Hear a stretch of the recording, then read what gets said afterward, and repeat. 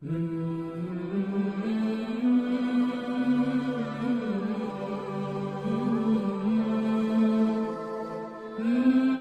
بزرگوں، بھائیوں، اللہ تبارک و تعالیٰ نے قرآن حکیم میں نبی رحمت صلی اللہ تعالیٰ علیہ وسلم کی عظمتوں کا، شانوں کا، بلندیوں کا ذکر فرمایا ہے۔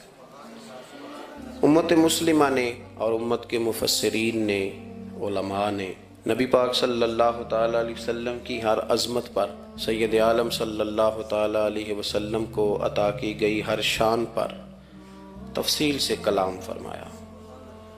ہمارے بزرگوں نے سید عالم علیہ السلام کی عظمتوں کو کھول کھول کر امت کو سنایا اور بتایا، لیکن پھر بھی بہت سارے پہلو تشنا ہیں، اور جیسے جیسے وقت گزرتا جائے گا امت تک حضور سید عالم علیہ السلام کی عظمتوں کو پہنچایا جاتا رہے گا اور لوگ اس سے استفادہ کرتے رہیں گے۔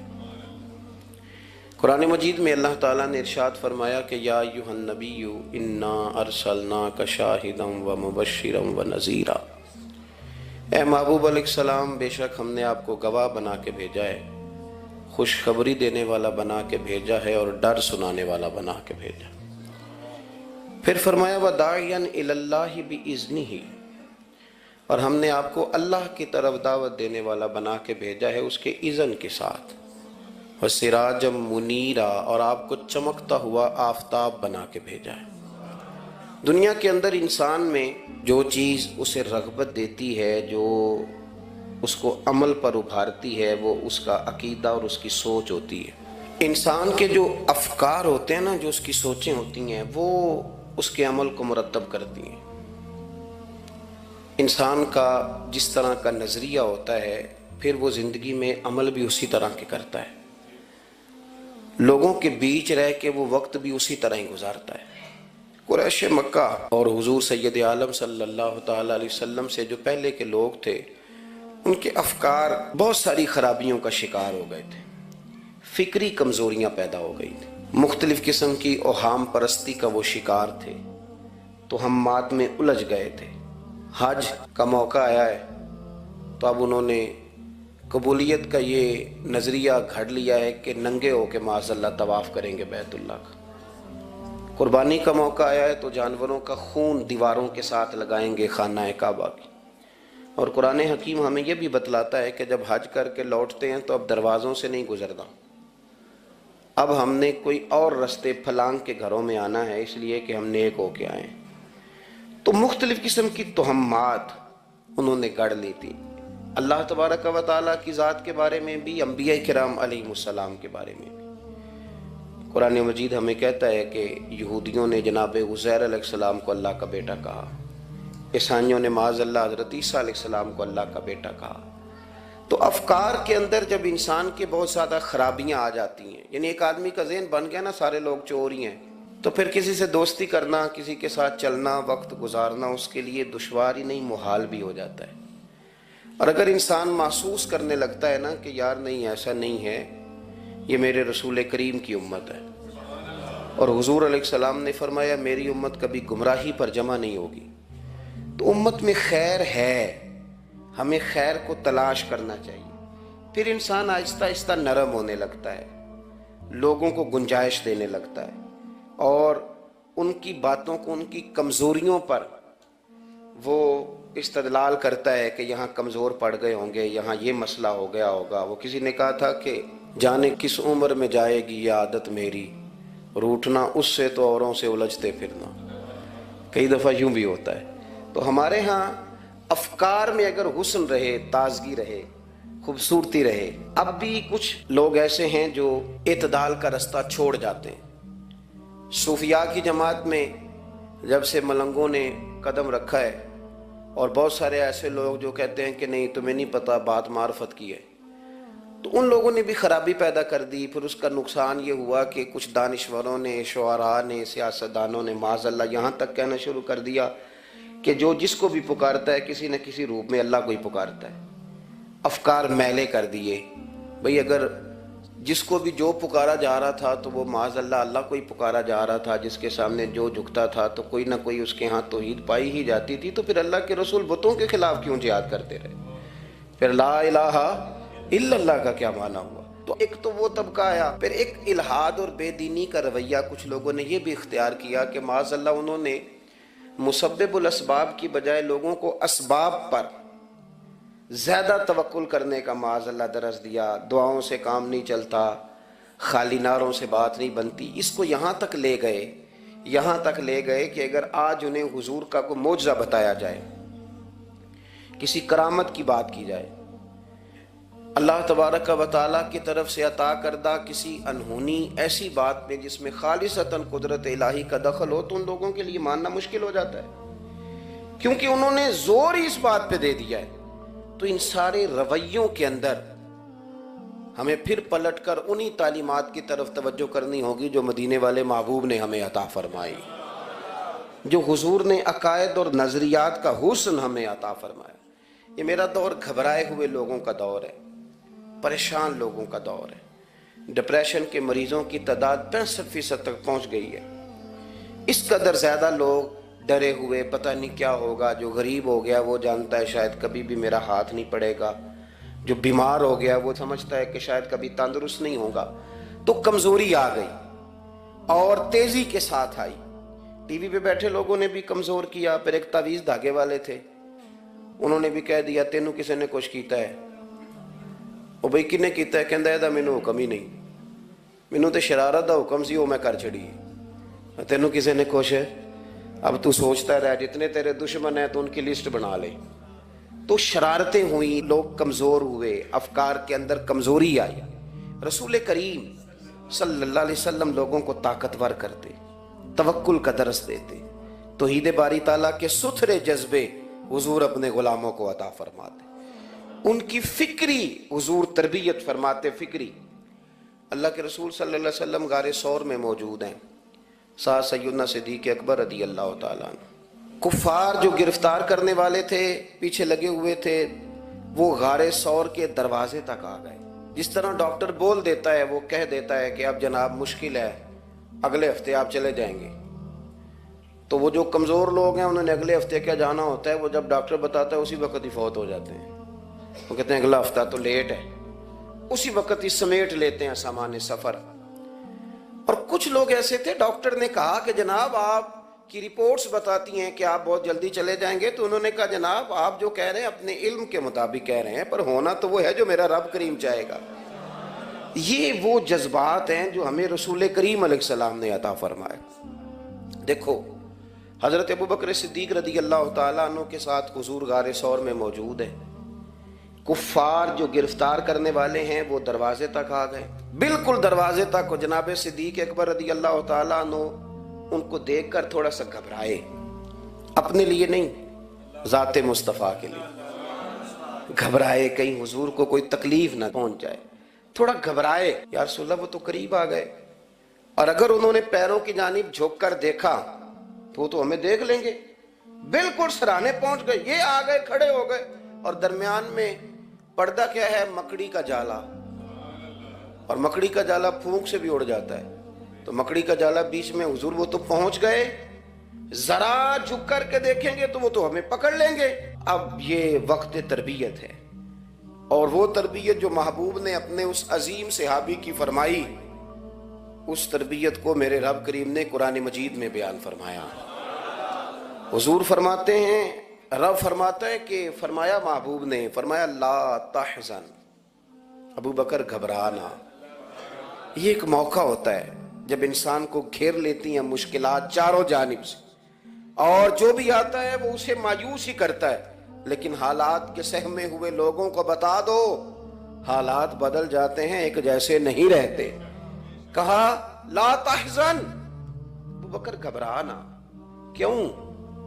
ہماری فوجیں آ کے انہیں پکڑ لیں گی، یا اندر ہمارے پاس کوئی ایسا اسلحہ موجود ہے کہ ہم ان پر چھوڑ دیں گے تو یہ مر جائیں گے۔ لا تحزن، ابو بکر گھبرائیے مت۔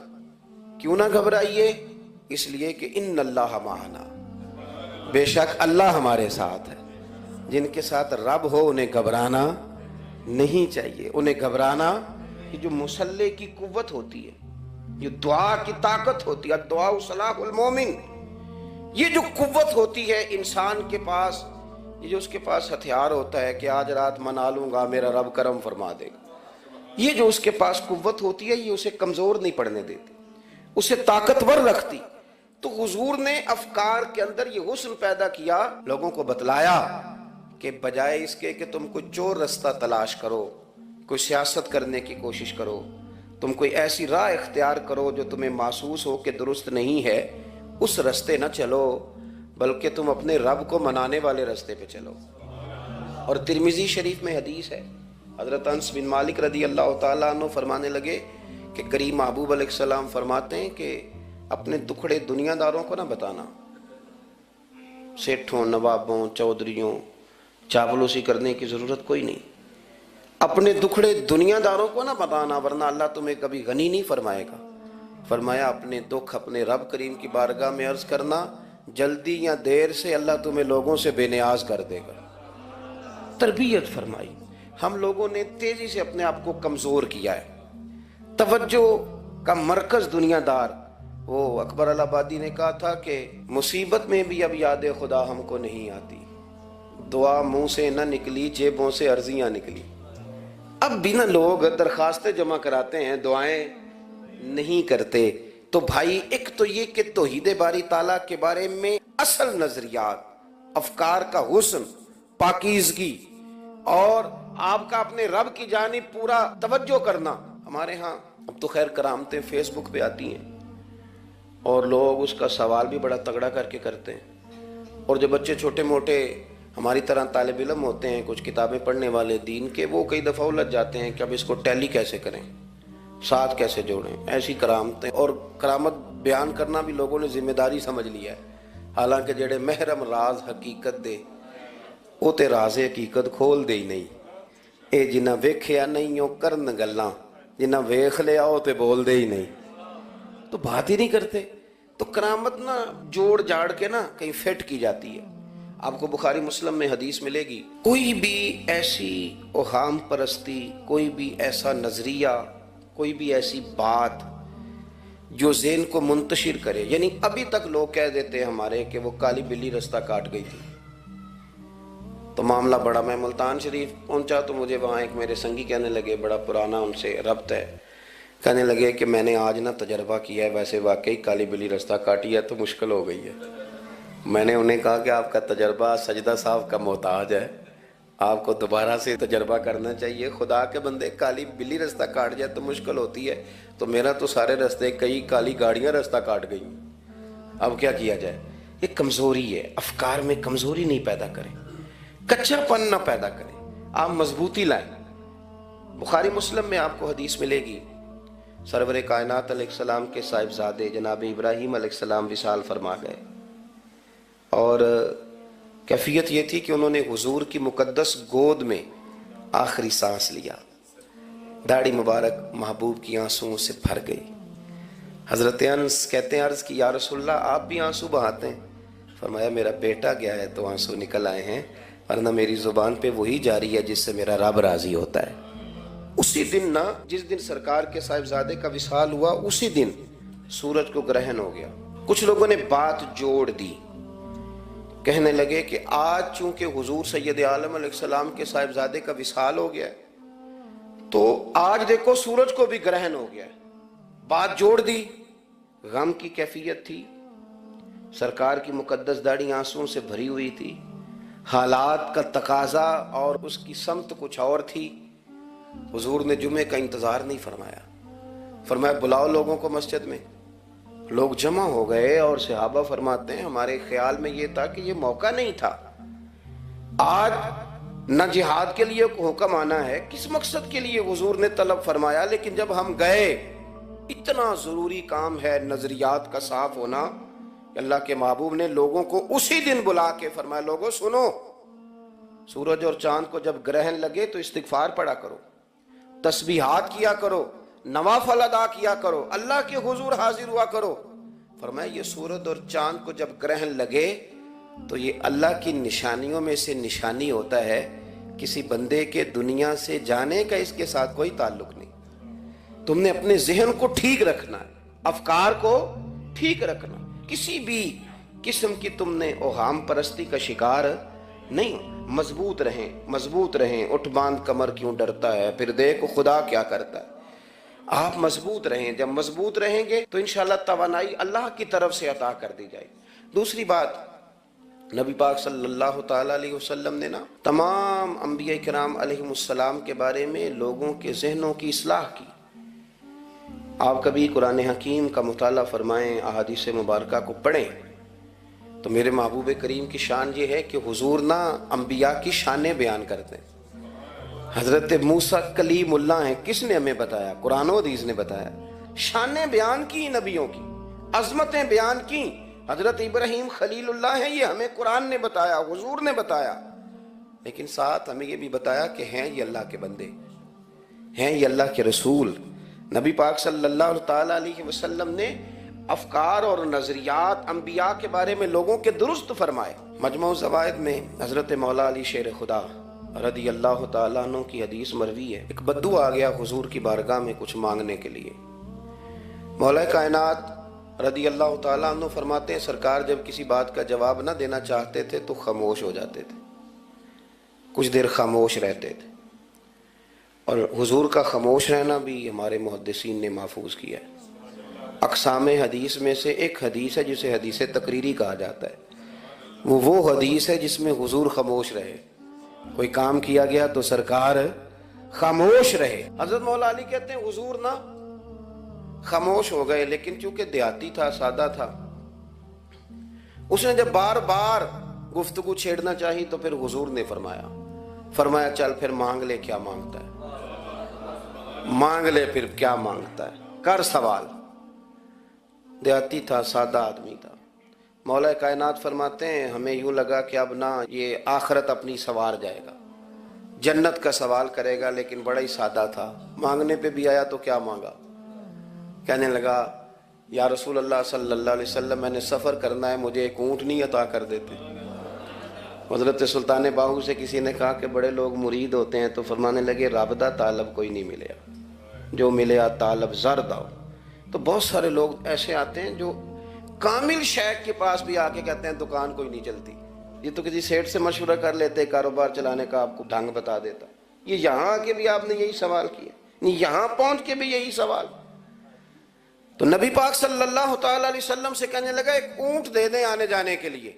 حضرت علی کہتے ہیں ہمیں بڑا افسوس ہوا، یار تو آیا کہاں پہ ہے اور تو مانگ کیا رہا ہے؟ تو بارگاہ دیکھ اور اپنا سوال دیکھ، تو کہاں کھڑا ہے، کیا مانگ رہا ہے؟ حضور مسکرائے اور مسکرا کر کے فرمایا کہ اونٹ تجھے دیا، چل کچھ اور بھی مانگ لے۔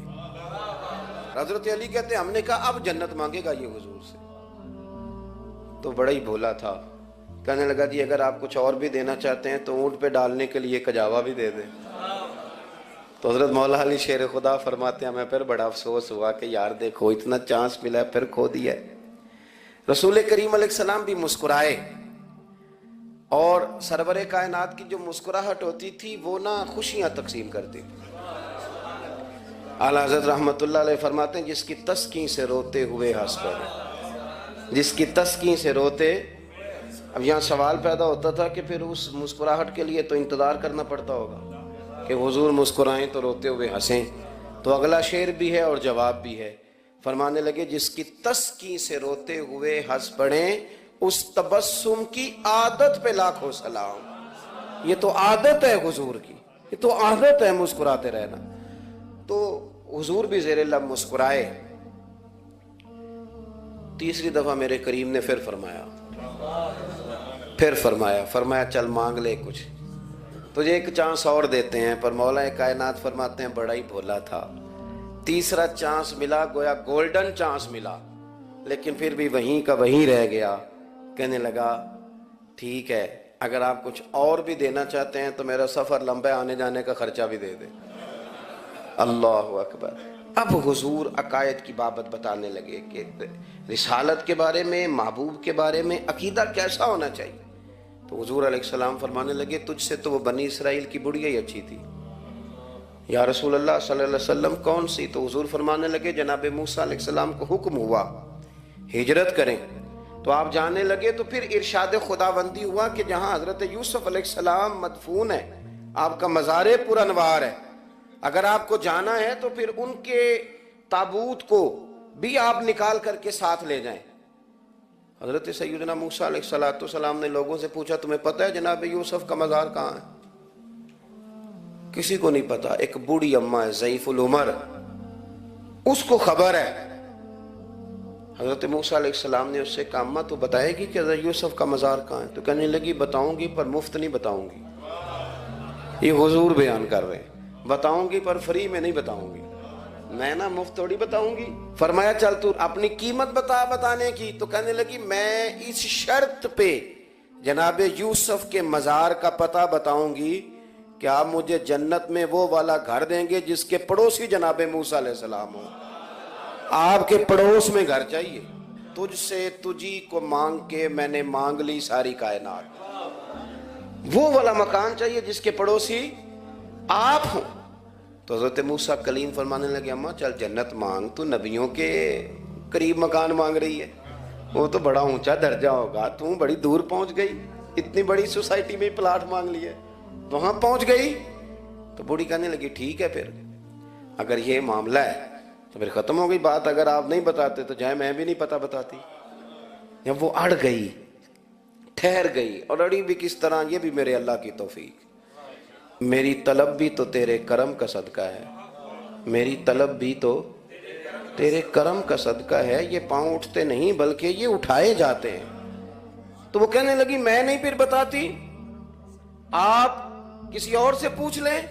جناب موسیٰ خاموش ہوئے تو ارشاد خداوندی ہوا کلیم اپنے پڑوس میں مکان دینے کا وعدہ آپ کر لیں اور مکان انہیں میں عطا کر دوں گا۔ تو حضور سید عالم صلی اللہ تعالی علیہ وسلم نے اس بدو کی موجودگی میں تربیت فرمائی صحابہ کی، یہ چیزیں بھی حضور نے عطا فرمائی۔ لیکن جب تمہیں کہا جائے مانگو تو پھر یہ کریم رسول کا دروازہ ہے، مانگیں گے مانگے جائیں گے اور منہ مانگی پائیں گے۔ سرکار میں نہ لا ہے نہ حاجت اگر کی، تو افکار کا حسن، نظریات کی پاکیزگی۔ ہمارے ہاں نا آج کل جو ہمیں لیکچر دیے جاتے ہیں نا، بالخصوص جو طلباء سائنس پڑھتے ہیں، تو وہ جب سوالات اٹھاتے ہیں تو اس میں کچھ ایسی چیزیں بھی آتی ہیں، یہ ابھی کورونا کے حالات جب پچھلے دنوں چل رہے تھے تو اس وقت دو تین قسم کے لوگ ہوئے۔ ایک تو وہ ہوتے ہیں جو بالکل ہی ڈرتے، کہتے ہیں وہ چھوڑو جو ہوگا دیکھا جائے گا، اور ایک وہ ہوتے ہیں جو اتنا ڈرتے ہیں کہ بیچارے اپنے سائے سے بھی ڈرنے لگ جاتے ہیں۔ تو یہ دونوں باتیں جو ہیں یہ درست نہیں ہیں۔ درست کیا ہے کہ آپ احتیاط بھی کریں گے پر بھروسہ اپنے رب کریم کی ذات پر کریں گے، بھروسہ اللہ۔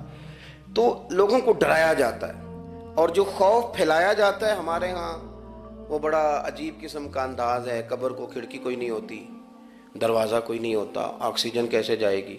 یا آپ کبھی ٹویٹر پر مختلف بڑے لوگوں کے پیغامات دیکھیں تو موت کے بارے میں جب وہ چیزیں شیئر کرتے ہیں تو عجیب سا رنگ اس کا محسوس ہوتا ہے کہ اللہ جانے یہ بیچارہ کہاں کھڑا ہو گیا ہے، اور خوف، اور لوگ اس کا ذہن بنا کے ڈرتے ہیں۔ ڈرنا چاہیے، ضرور ڈرنا چاہیے، لیکن ایک بات یاد رکھیں، حضرت مولا علی فرمایا کرتے تھے کہ ڈرنا تو اپنے اعمال سے چاہیے اور ان کو درست کرنا چاہیے۔ ڈرنا تو اس چیز سے چاہیے کہ کیا ہم نے وہ رستہ اختیار کیا ہے جو قبر کو بالکل تنگ کر دے گا، جو جہنم کے گڑھوں میں سے گڑھا بنا دے گا۔